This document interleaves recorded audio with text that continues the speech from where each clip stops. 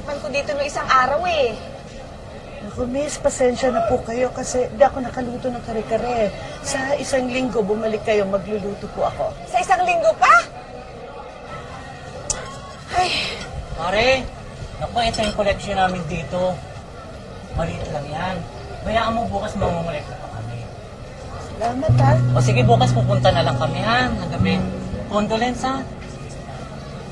may patay kayo? Tatay ko po. Namatay po kahapon. Nakuha niyo pang magtinda habang patay ang tatay niyo? Kasi po sayang itong paninda ko, baka po mapanis eh.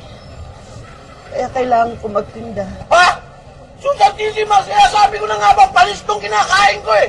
Ano? Anong panis? Hindi panis ang tinitinda ko. Ano hindi panis? Kanina pa ang lakas ng kutob ko. Sisirain mo pa dyan ko. Sarap-sarap nga ng kain mo eh. Halos maubos mo na nga yan eh. Panis-panis ka dyan. Hoy, Ale. Ikaw naman, ba't nakikisali ka? Ba't yung pagkain ko pinakikilaman mo? Mama, bayaran mo na lang yung kinain mo, tapos umalis ka na rito.